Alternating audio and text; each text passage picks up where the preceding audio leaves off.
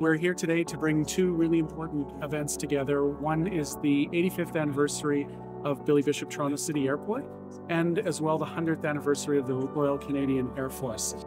We commemorated that occasion today with the unveiling of the exhibit behind me, which recognizes the contribution that the RCAF has to not only the airport, but as well the history of Toronto. Behind me is a propeller that was manufactured between 1917 and 1919 on a Canadian aircraft, and with it came a whole set of wings, the history of the wings that the flyers wore from the time that they were in Britain all the way to present day. This is an incredible place because it brought together Bishop and Barker after the First World War to start the first commercial airlines.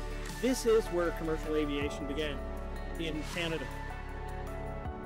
All of these artifacts on display are original from the collection of the RCMI.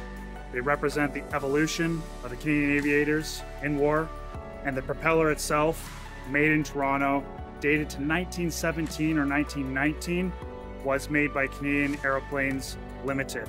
It's an amazing physical testament to the history of the RCAF, and it's in an amazing visible area where tens of thousands of people will be able to see it and participate with it every single year.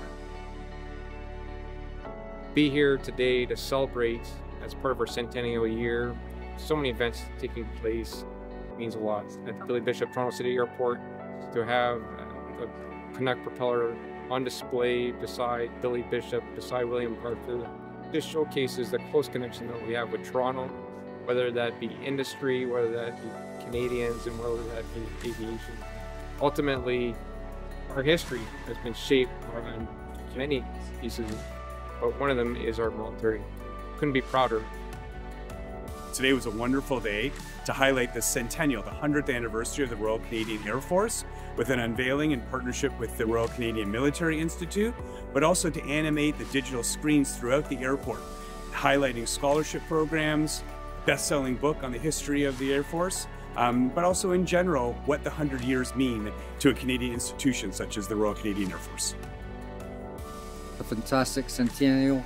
It's also 85 years of Billy Bishop Airport, so it's great to do a double celebration and remember as well the lives lost, the people who fought, all the history here, good and bad, and celebrate it going forward because we want to keep the memories alive, memories of Billy Bishop, Billy Barker, Jean Davy, the first physician, Amelia Earhart, who learnt to fly near here. So many stories that we want to just keep the stories alive, and we look forward to the next 100 years.